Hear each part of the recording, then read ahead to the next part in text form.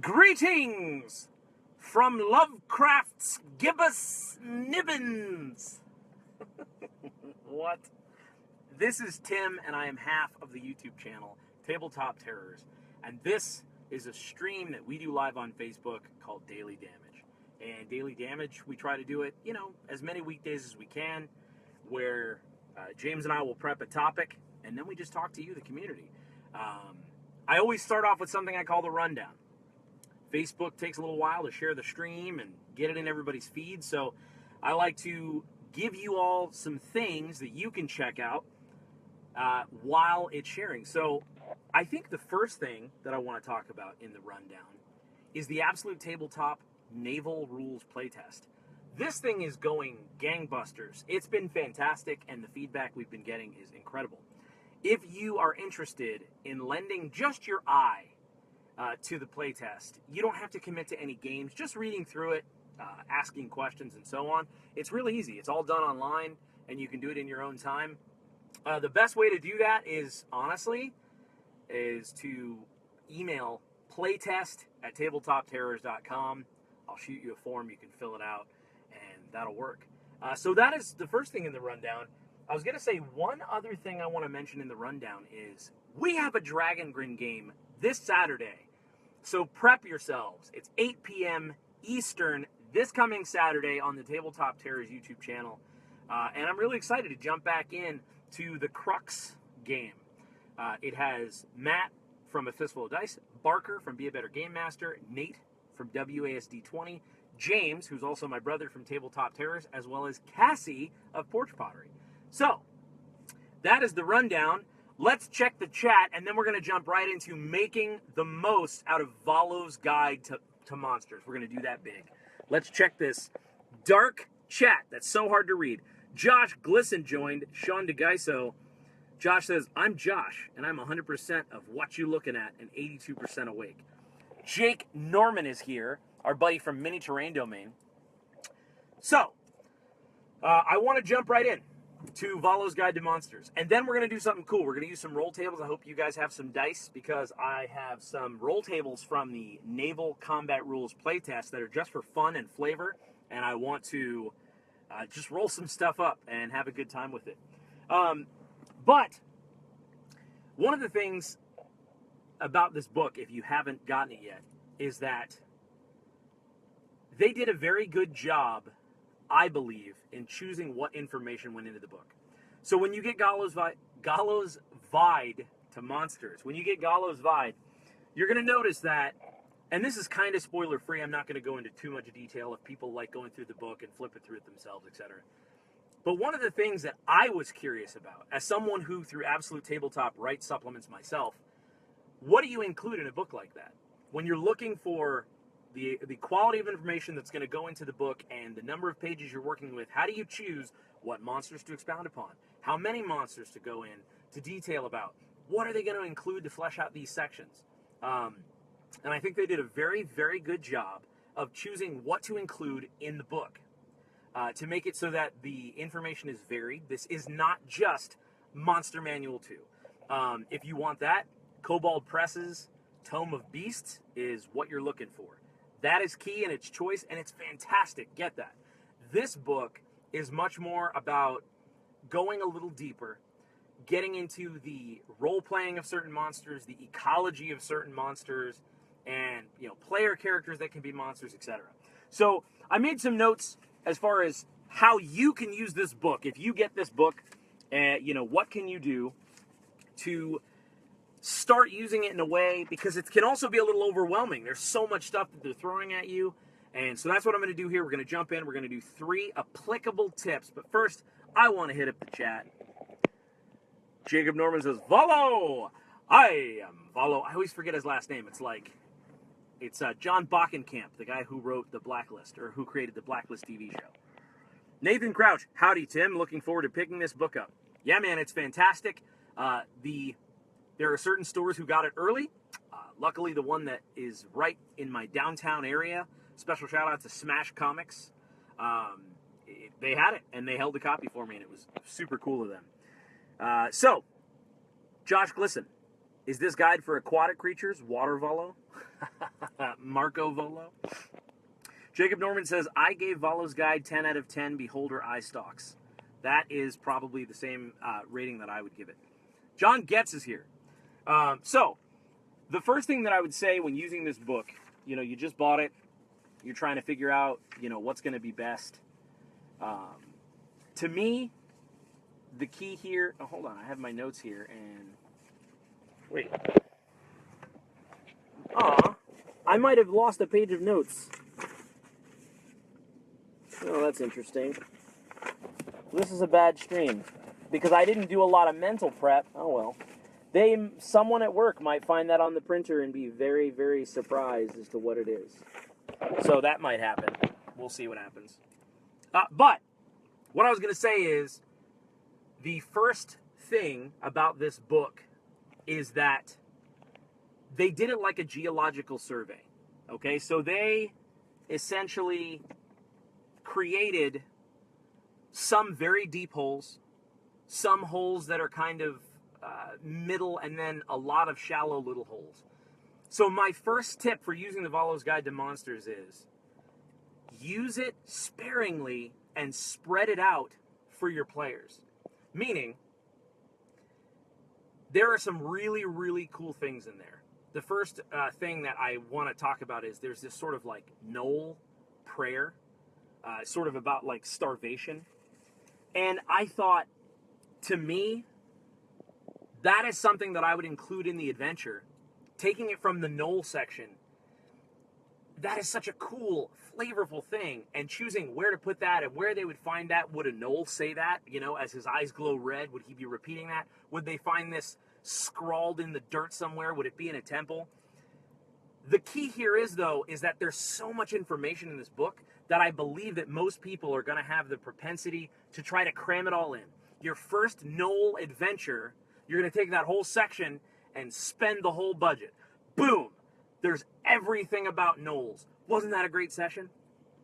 Here's why I think that's a bad idea. The reason why I think that's a bad idea is because, first of all, the threshold for what people can actually remember is going to be probably a little shorter than what you have in that book.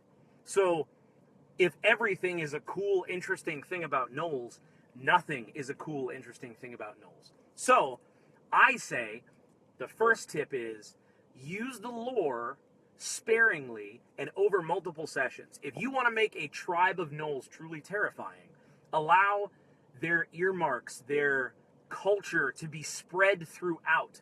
A little bit in one session, a little bit in the next session, a little bit and so on. And then eventually what's going to happen is these knolls are going to begin to get into the players' minds, and they're going to just be around. It's not just a bunch of information at once, like, oh, okay, that's knolls. I wonder what monster we're going to get, encounter next session. Really decide, okay, in this region, these knolls are prolific. They're dangerous, they're deadly, and then have the players experience multiple things throughout the session. So that's one thing. Don't be tempted to use all of the information all at once. So that would be my first tip to using Volo's Guide. Let's hit up the chat. Drake Warren from the RPG Construct is here. He said he got mine today. Well, he got his today. Stephen Back is here. Oh, he says, Hayuk! And he said, minus the K. So, here's the other thing. The second tip, I would say, to using Volo's Guide to Monsters is that, and this might sound kind of strange and counterintuitive, use this guide for things outside of the monstrous. You have in your hand a book of lore full of settings and plot hooks and background so that you now have that interesting element to add to an encounter to make it just 1 degree different and better. Here's what I mean. Your players need to meet a key NPC. They have to. They have to go and they have to get some kind of a scroll, and you're trying to figure out, oh, where am I going to do this? And you do the same thing we all kind of do. You imagine this blurb of a nebulous, like, oh, it's mountains. Oh, it's ruins. Well, check this out. No. They're going to meet in a beholder's lair. Now, the beholder's gone. Maybe dead, maybe not. Maybe he'll be back. Maybe 100 things. But use the things in this book to dress otherwise mundane settings and areas. So there are all kinds of flavorful bits in there. One of my favorite paintings in the book is actually just this really cool painting of, I think it's a hobgoblin lair. Have that hobgoblin lair be a place that a thieves guild now dwells in. And by doing it that way, you're using all these interesting things that are sort of outside of the norm. It's trope breaking. So you're using these monstrous things as other dressing, other information. And I think that that's something that I'm going to do, especially in Dragon Grin, because you have these monstrous creatures, these monstrous races that in some places have been able to go unchecked. They would certainly move on to bigger and better things, building better fortresses, moving to areas with more resources that are readily available. And so I think using the information in the book as a separate additional flavor is going to make some kind of a normal mundane adventure way cooler. Because if you want your players to face a beholder, something that can build tension and make it so much more cool, have them visit the beholder's lair and learn a little bit about the ecology and, why are these, portals vertical and why, these various things. And then 3 sessions later, they actually meet the beholder. That would be much more terrifying. So that is tip number 2 to using Volo's guide. Let's check the chat one more time. Stephen Back says, totally agree. Same with NPCs, locations, anything. Josh Glisan says, are gnolls matriarchal since hyenas are? They actually, I haven't read the whole section, honestly. Yesterday was just me slowly flipping through the book, kind of letting my eye catch everything. So I don't know exactly what they went into in the book. Honestly, I don't. But the sections are brilliant. And this is actually a point I wanted to make also. The sections are asymmetrical. So you're going to get a variety of lore types for each monster. The way that they did this book, it's not just, a couple paragraphs on each monster. They took some core, I believe, kind of archetypical, just classic monsters, and they went in depth. Mind flayers, beholders, hags, gnolls, goblinoids.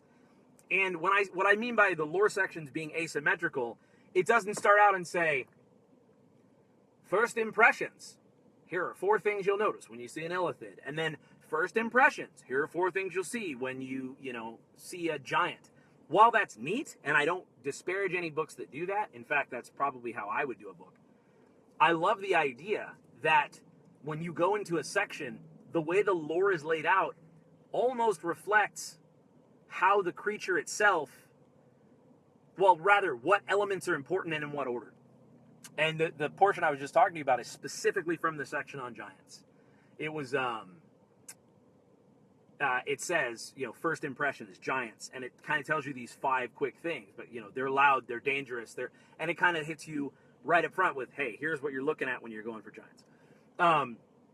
But that is just really cool about the book, is that there's a lot of cool places you can just flip through it and catch lore. Let's see here. Kyle Swanson is here.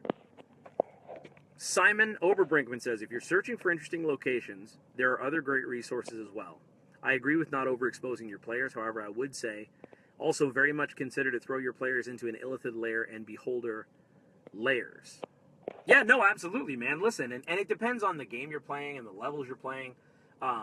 If it's almost like having the villains show up early in the campaign by placing them in a lair early, like I said, that's a little abandoned, kind of makes them think, wow, and they don't know what's going to pop out.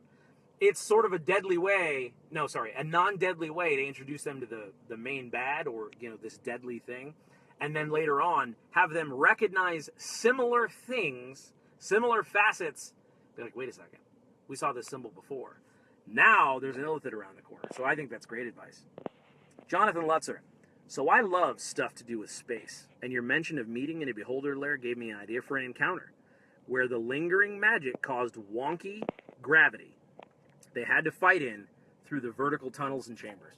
Exactly, man. Just putting it in there where that is the case is going to open up all kinds of, I call it like fractal creativity, where boom, you explode off in this direction, and fractally it explodes into an entirely new idea you never would have gotten to otherwise. Dustin is here. Rock and roll, man. Here's the other thing I was going to say. This is the third applicable tip on how you can use Volo's Guide to Monsters and get maximum mileage out of it right away, aside from the beautiful, content that's in it. In the back of the book, there are some really cool variations or I don't know what to call them. Almost like if it was a video game, these would be like the different versions of the monsters. So there's this one where it's just this knoll. It's like a skeletal knoll. There are these others where there's these like sort of like large hags that are malformed with all these warts and stuff.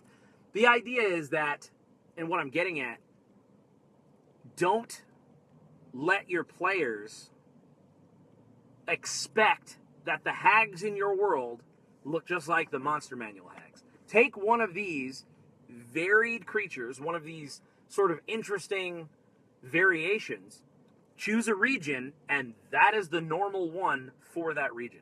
Now, of course, it's a game, so you gotta figure out challenge ratings and, the other things that go along with that.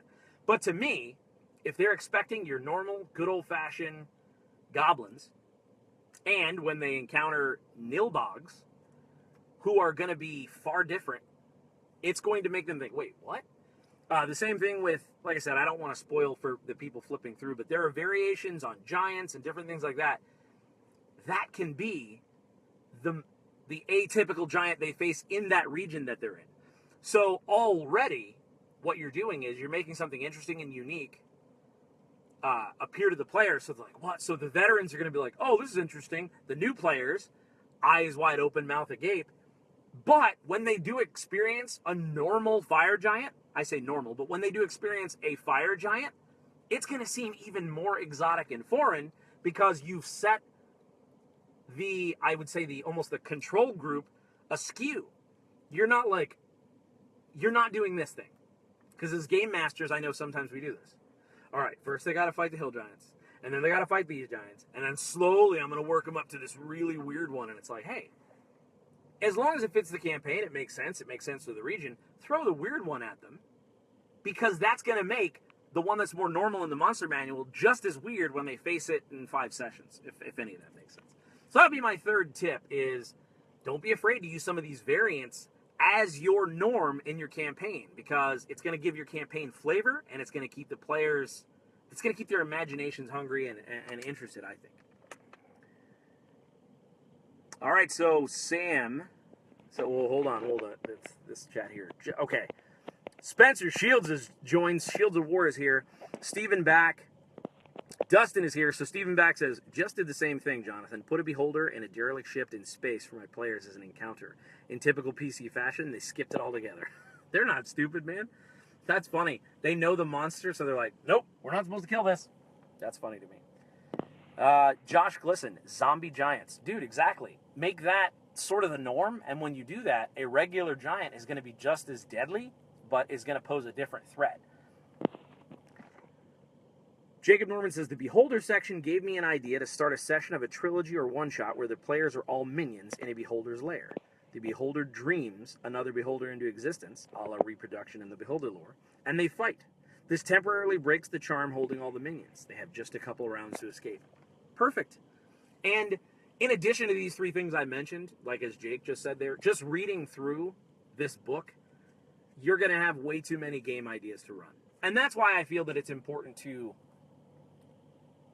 just, I don't know, maybe I'm overthinking it, but for my game, I also don't want my players to feel like it's, a tour through Volo's Guide to Monsters. This week is Knowles, and next week, folks, it's Beholders.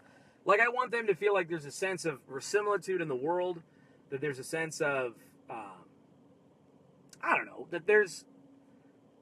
it's not just, they go from monster to monster to monster. That's why it's important to kind of, I think, pick one and stretch it out, so that when you do change the flavor, when you go to this kind of new region or this new flavor, it's going to make a difference when you switch over the lore sort of vibe from Knoll to Beholder, they're going to be like, oh, wow, this is new, this is different.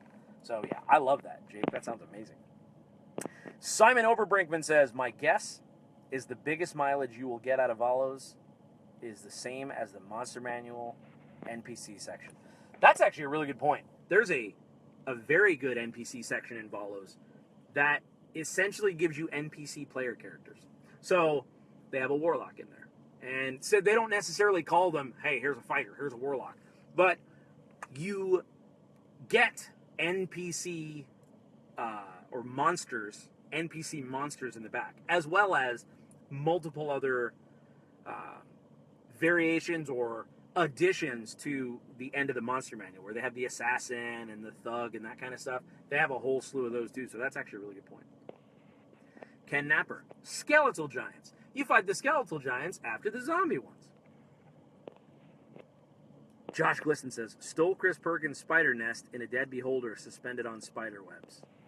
Dude, that's actually really cool. Spencer Shields, are you talking about Volo's Guide? I want to pick it up so bad. That's exactly what we're talking about is Volo's Guide. Yeah, man, I got mine yesterday at my FLGS. Really cool, really small place in the downtown where I live. I think I'm going to start supporting that place. Maybe even do some live games there. Maybe even do some AbTab live streams. I was talking to the manager. The owner wasn't there yesterday, but he's like, yeah, man, that all sounds cool. Just kind of spitballing with him. Chris Wilhelm of A Point of Inspiration and Drop Dice is here. Ken Napper says, my next book purchase. And Chris Wilhelm says it's better than the Monster Manual NPC selection. It absolutely is. The book overall has a cover price of $49.95, and it's worth it because it's, like I said, it's a really good lore source. But if you've been around RPGs for a while, you know that there were some splat books that came out when 3.5 was big, and it would just be like 70 pages or 60 pages of beholders. That's a little too much for me. Like, after a certain point, I'm like, okay, I get it. Like, you're going so in depth that it's so thin, but this is the perfect amount. They give you just enough, and it keeps the 5th edition flavor and flair. You know, I was curious too. You know, we've seen, this is Volo's Guide to Monsters. I was curious to see if they were going to keep the framing device and write it exactly from Volo's perspective. This is something that I've been going back and forth with James on our lore book, The Dead Man's Guide to Dragongrin. You know, is it going to be written in character, you know, as the person, the narrator for our book? And in this book, for Volo's Guide, it's, to a degree, it is a little bit, but it's really a really good balance of a little lore, a little character, and then notes throughout from both Elminster and Volo. Adds flavor. But I'm happy that it wasn't too in-depth writing from the character's perspective, because something you also have to think about is when you write from a character's perspective, if you truly want to do it right in a literary sense, you have to use their viewpoint, which means you have to work their opinions in there, which means if the character is racist or has specific viewpoints on policies or economy or what have you, it's difficult to give your game master neutral information. And the game master should have at least pseudo-accurate information. So anyway, that's just my thoughts on Volo's Guide. And those are 3 quick ways that you can get a lot of mileage out of it really fast. And some tips to use it. So let's visit the chat one last time, and then to any and all who have some dice, we're gonna roll some stuff on the naval sheet here. Let's roll and find. So let's see here. Jacob says Alan Holloway is here. Oh, dude, Alan, welcome back, man. Jacob Norman says, I mentioned the voice in my review. The way he handled it was perfect. If it was completely in character, it would have detracted from the usability of the book. Exactly that, Jake. Exactly. That has firmed up my personal opinion on what we're going to do with Dead Man's Guide to Dragongrin. It will have bits that are flavored, but it has to be a book of complete facts to some degree for a game master to use in-game with accuracy. Chris Wilhelm says, I almost felt the Mind Flayer section was too much. But that might be since I came from 1st edition and had seen a lot of fluff over the years. What do you mean too much? Do you mean it was too much like that they over-explained it? Like they defined it too much? or it took some of the mysticism out of it. Is that what you mean? Brad Proctor says, ordered mine on Amazon. Can't wait for it to come in. Dude, it's worth the wait. Harry is here. What's up, Harry? Harry is a great member of the community, really good with Photoshop, and a solid player. So, yeah. So who has some dice? Who has some dice? Because what I want to do is I want to go through and roll on some cool naval combat tables. So this is part of our playtest, and one of the things that we're doing is, actually I want to talk about this. This is really cool. Got an email from somebody who wants to join the playtest, and we're in the process of doing that. Someone named Brian. He's a PhD student in history, and one of his fields of study is maritime history. So he's like, hey, I'd love to provide some real-life naval perspective to your supplement and really add a sense of, immersion, so to speak. And I replied, and I was like, listen, you will literally get a rash. You will literally get an academic rash from how much we hand wave. But I would love for you to come in, join the playtest, and just clean up the areas that need cleaning up. Because we can always take away certain things. So, we're in the process of adding Brian, the PhD in study, who is a maritime history expert, to the playtest. So I'm really excited about that. But, let's see here. Let me check the chat. Oh, Chris Wilhelm says, yeah, it was explained almost a little too much. Like, I really feel like the strange alien creature, a little bit too much about them and their culture. Yeah, I know what you mean. That is one of my biggest fears about our own source book that we're writing, A Dead Man's Guide to Dragongrin. My concern, and we're being very conscious of this, is making sure that when we define certain things, that even in their definition, there's clarity, but room for interpretation. The thing, I guess the method that James and I came up with. Some say, many posit, others believe. Some say it's this. Many posit it's this. Others believe this. That way it's like three, like, oh, it could be either one of these. And the truth is, if you're doing it right, I think it's a little bit of all three. So, all right, who has some dice for me? Because the first thing I want to do is I want to talk about, we have this huge table of, the first thing is it's just vessel descriptions. All right, so can somebody out there roll me a D20? Just a D20. Anybody got a D20? If not, and if it goes a little long and no one's got dice because they're at work or whatever, I will just pick a number at random. So this first table from the Naval Playtest is just basic ocean vessel descriptions. Jacob Norman has some dice. Jacob, if you could roll me a D20, man, that would be rock and roll. Okay, John Harrow popped in with an 11. So this is the basic table. 11 says, a pirate ship flying 2 distinctly different flags and sailing in a fashion that is foreign. What is that? I don't know, but it's immediately you're like, okay, why does it have 2 flags? How is it sailing? So that's the basic ocean vessel descriptions. But I really want to get into, okay, now there's 50 entries on this table. So it's a D100 table where 1 and 2 is the first entry, 2 and 3 is the second, and so on. Mike Lasham is here. This one is probably my favorite table so far. And this one is weird and wondrous ocean vessels. So let's roll a few of these. Hit me with a few rolls. Give me like 4 or 5 rolls. Brad Proctor's here. He has some dice ready. Jonathan Lutzer. Oh, back on the, this is great. I got some great rolls. Awesome. I'm going to go through each of these guys, and we're going to hit them. But first, I want to mention a comment from Jonathan Lutzer. He says, I've been reading a book on cryptozoology, codes and such. And in the history of the cryptology section for the World Wars, they talk a bunch about how the Allies' code breakers saved the war by figuring out where major attacks would be and by switching codes quickly when the Axis powers broke the Allied codes. It's super neat. Dude, that's awesome. What's going on, Mike Lasham? Mike the Piper, amazing channel, just ran a super good Star Wars game. You have to check out his Star Wars game. More people should be watching that game. It's Mike space the Piper, one word, boom. Go to his Heart of the Empire games and watch them. They're fantastic. It's got John Allen Large, from Red Dice Diaries. It's got, I don't want to start naming people I'll forget, but go check it out.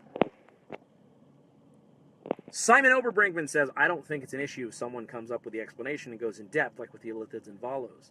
That being said, I never had issues with changing what I needed to and what I want. Roll to 5. All right, so now I'm going to hit some rolls, and I'm going to go through these weird and wondrous ocean vessels. Okay, so 5 is a floating bazaar made up of many smaller tethered vessels. Many unsavory things are for sale here. Consequences are in short supply this far out in the open waters, and I don't know why I wrote that way. But so that's, boom, you just roll, and it's like, oh, okay, cool, I have this crazy merchant ship. Brad Proctor rolled a 14. The 14 on this roll table is a ship covered in distinct brass pipes of various lengths and thickness. It is crewed entirely by skeletons under the command of a bardic necromancer who keeps them all moving by piping his enchanted music through the tubes. John Harrow rolled a 66.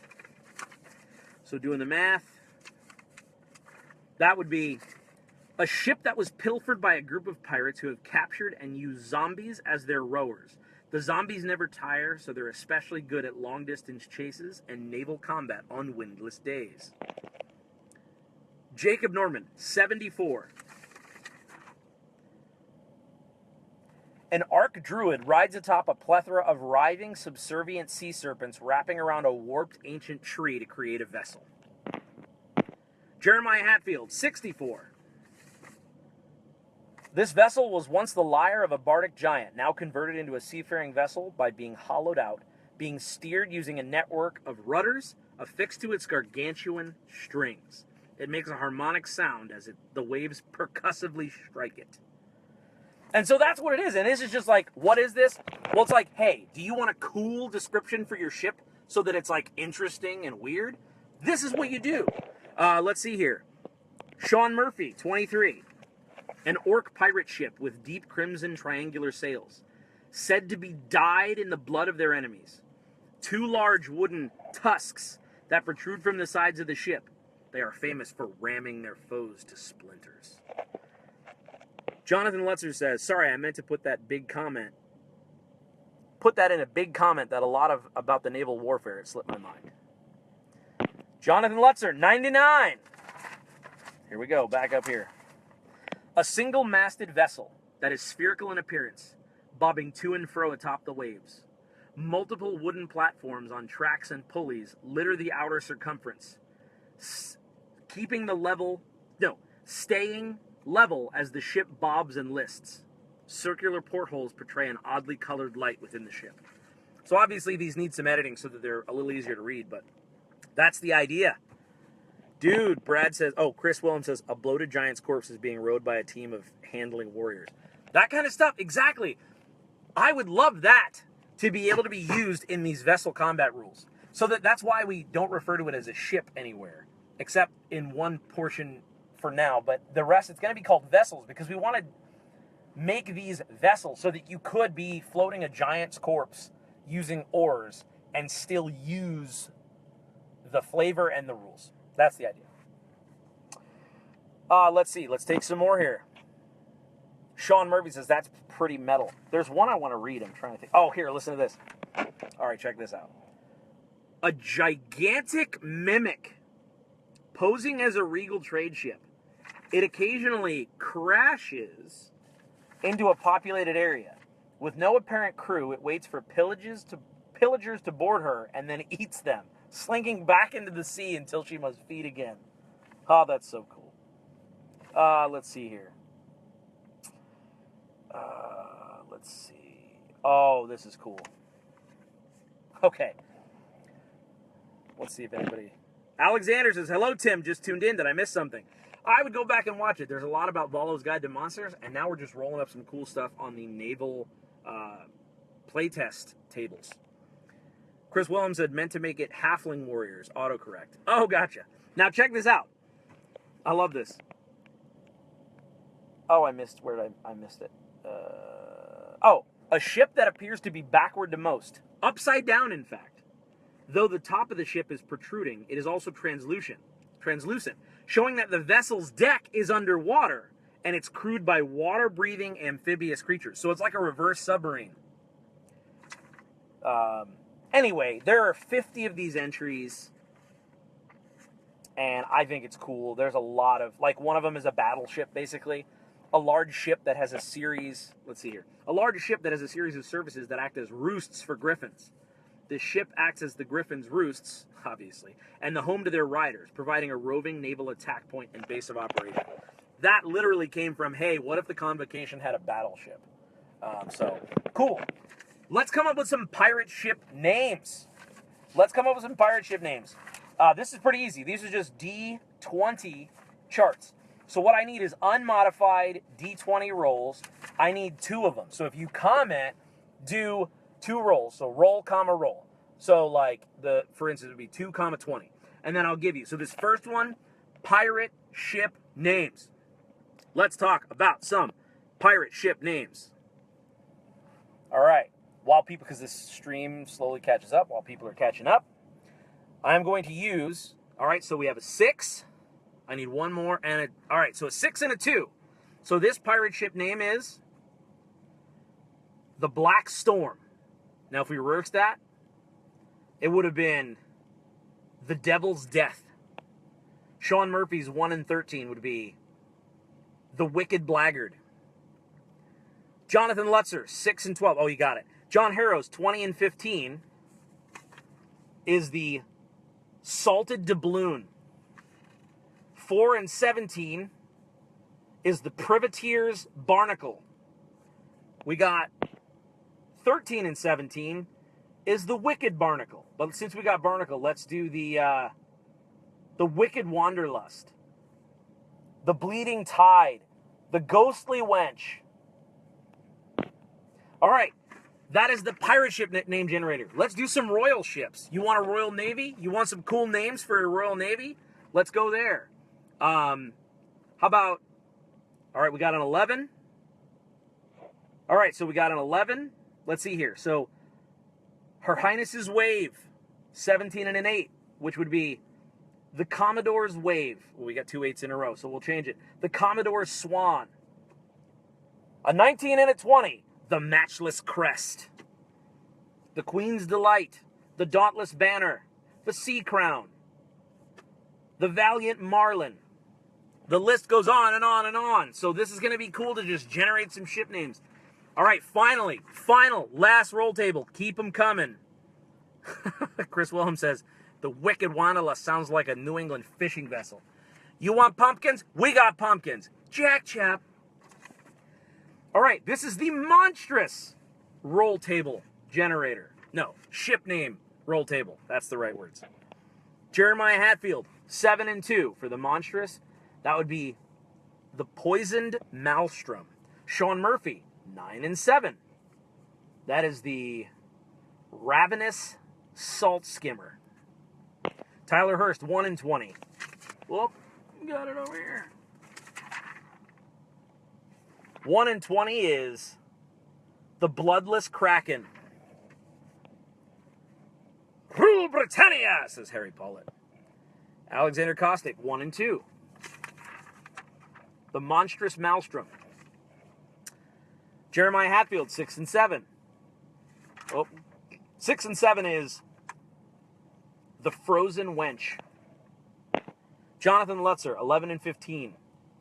Hell's Fathom. So, you can see how this works. And obviously you can change them on the fly. You can make them your own thing. You can do your thing. But there are going to be 3 ship name generators in the rules that actually come out, at least. And then, obviously, the ship description generators and that kind of stuff. But I thought that would be kind of fun to show you not just a crunchy naval battle kind of thing, but like, hey, we're doing other stuff that's going to be cool to make this interesting.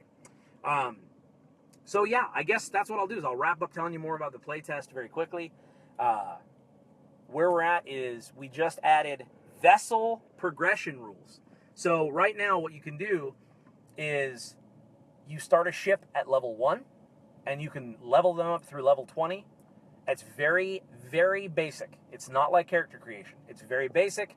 We used multiple pre-existing precedents to create these rules. So you're talking taking all the 5e rules, things that we already know that exist, like bounded accuracy and proficiency bonuses and things like that, and we made it so that you can level a ship from 1 through 20. No longer does a ship's size dictate anything as far as their ability. Because we were thinking, like a halfling. A halfling can be small, but they can be a very powerful warlock or wizard. So we didn't want to just make it so that the longboat was more powerful than a little keelboat. So I thought, no. However, similarly how a halfling's size affects their speed, now a smaller ship has less speed. So essentially, when you choose your ship type, it's like choosing a race. And then from there, you progress through, and you have multiple things, like there's ordnance you get, which is like weapons. There's accoutrement, or accoutrements, which would be your kind of dressing for the ship, like additional armors and additional speed and things that would like soup it up. And then you have notoriety, which represents kind of your crew and how good they are, and that gives them sort of these abilities, like you can attack twice, you know, for one round you have resistance to damage, stuff like that. So that's it. It's basic rules. They're pretty cool. Now it's just a matter of getting the language right, getting everything play testable, finding those gotchas. Like right now, there's no encumbrance. We're not going to really do encumbrance rules, but there's still no weight capacity rules or anything. I feel like that's kind of like a finishing touch because I know a lot of people that hand wave that sort of stuff anyway. But that's where we're at with the playtest, and it's coming along really well. Wednesday night, we've got a game going on. I'm going to start a game chat probably tonight for that, where it's just, we're going to all build ships, and then we're going to fight them. Bang, bang, on the pirate water. Jonathan Lutzer, I love these. Good, man, that's awesome. Jeremiah Hatfield, fully leveled rowboat. It's going to happen. So yeah, that's the thing, man, is that I think the system works. Essentially, there's a system that works where if you wanted to actually try to do a rowboat, technically you can't because it's so small. But you could try to take these rules, and I would be blown to smithereens in most cases. But the smallest thing you can do is like a little keelboat, which that's hopefully the help from the historian, is getting boat archetypes. That's one of the other things we really want to get right, is like there are probably 30 to 50, maybe hundreds of different exact little styles of boats, but what are the archetypes? You know, longboat versus warship. Like, I don't know. I'm not a naval historian. So when I see 50 ships listed next to each other, what kind do we want to include to have a good fleshed out sort of good depth of selection, but not having to select every little thing? You know what I mean? Like, you want to be able to select warship, but that doesn't necessarily mean you're like, well, then there was this, this, this, this. We want to keep it lean. So that's what we're looking at. Let's see here. Josh Glisan, Pirate Metal, Ailstorm. Oh, I got to check that out. Alexander Kostick. Brings me back to the time when I used to play Sid Meier's Pirates, but without that obnoxious dancing stages of the game. Oh my gosh, I remember. Tyler Hurst. Man, this sounds epic. Dude, it's pretty cool. I'm really proud of how it's turning out. Tyler Hurst. So if you want to buy a ship, can you purchase a leveled ship from a port, for example? Yeah, so the ship itself right now costs a certain amount of money based on the 5e rules, but you could probably buy a leveled ship from a port, sure. That's where I think one of the final stages is going to be applying the cost to everything. The different munitions, the accoutrement, the, like, how much do cannonballs cost, like all that stuff, you know. We're going to put that in there, but yes, I think that would be totally fair if your game master was okay with it. Then there's well, wait, your character needs proficiency with that vehicle, and then it needs a crew, and so we're trying to find the right level of depth to where some of this stuff can be hand-waved, and also make it so that player combat doesn't have to be the player standing there at the cannon for 12 rounds, because that's boring. So I think we're finding a good balance with it, but yeah, I think that would definitely be possible, Tyler. Jonathan Lutzer, pull something from the old man in the sea. Try to carry alongside the ship a fish bigger than the vessel. Yeah, man, that's what we want to do, is give people the rules to try to do that if they want. Tyler Hurst, will there be pre-built boats that could be found in port, perhaps, cough, cough, borrowed? Absolutely. In fact, once these are done, we're going to release vessels that go with heroic maps. They have some really good maps. One of them we used in Riptide Raid, but you've got the Auspice, I believe the Revenant. So, like, there are a couple of really good ships that we're going to say, hey, here are the stats for this ship. Buy this map, and here go the stats for you to, fight. So, absolutely, we want to make some pre-built ships, and probably some of those crazy, wondrous ones that you saw in there, too. Like, there will be, using the same mechanics to a degree, NPC/monster ships that you can fight. We think that that's a really big key, is that being able to not just have player-to-player combat, but if I'm a game master, I want to be able to have this kind of turnkey solution where I go, hey guys, let's build a ship. Perfect. All right, now you're fighting, the blood-tide orcs. And there's just a couple of cool pre-built orc ships. And the rules to build your own very basic NPC monster ships. Now, I don't want to get too far in depth, but the way that this works, the way that this system works differently than 5e. Right now, playtest barring, proving me wrong, this will have players and monsters having very similar ships. That is not usually the case. D&D 5e is not designed to be a balanced, symmetrical experience for a player fighting another player. It is designed to be a fun experience, taxing resources, for a player fighting monsters of a certain level. So this is going to be something I think we're going to have to figure out, but I think we're on track. And so the monstrous ships are going to be very similar to the player ships. I'm going to say one final thing, and then, let's hear some questions here. Tyler Hurst, there should be roll tables for captains and crews to make them unique too. Already a thing. That is already a thing. They're done. The roll tables are filled out for that. In fact, in addition to the cool captains, there's also our versions of pirate weapons. There is a treasure map generator. There is all kinds of stuff. There's a menu for a sea shanty pub. There is, what else? There's a crew generator. There's a pirate captain generator. There's firearms. It's all kinds of stuff. Treasure map generator, with 4 different columns. It's like the treasure is X, the trick to the map is Y. It's all this kind of stuff. And that stuff's going to get plugged in after the naval combat rules are all done. It's basically going to be essentially what I think we're leaning towards is Pirates of the Shattered Seas, 40 Fathoms of Dragongrin, where it's going to be a Dragongrin supplement with lore from our world. But in that is the naval rules. So it's like, hey, here's cool pirate stuff for 5e, period. And here are some wicked cool naval rules. Boom. So yeah, I think that's what we're going to do. Tyler Hurst, you must have precognition. Nah, man, it's just that I think that we make what we want ourselves. I mean, who wouldn't want that, right? You think cool generator, I think immediately, I'm like, dude, pirate captain. It's got to have a cool pirate captain generator. Got to have a crew generator. We even have, some of this stuff's half filled out, but just ideas tattoo generator, pirate tattoo generator. With the price of how much a good tattoo versus a bad tattoo, stuff like that. Yeah, but it's going to be great. And so we're going to play test the naval rules probably through December, just really get a bunch of games in, let people give us feedback. And then from there, most of the rest of the supplement is already written, honestly. So I'm not sure about a release date or what, but I know that we're excited about it. So anyway, I'm going to call it here. Thank you so much, Josh Glisan's final comment. Captain Crunch, Captain Morgan, Captain Kangaroo, Captain Planet. I added that one at the end. Anyway, I'm Tim with Tabletop Terrors. Thank you so much for tuning in. Please subscribe if you guys haven't, and make sure you like us on Facebook so that you'll be contacted if you want to see more streams like this. It's always fun talking to you guys and just sharing my thoughts. But anyway, that was a blast. Pick up Volo's Guide to Monsters. It's fantastic. It was definitely worth it. And until next time, may your dice roll high.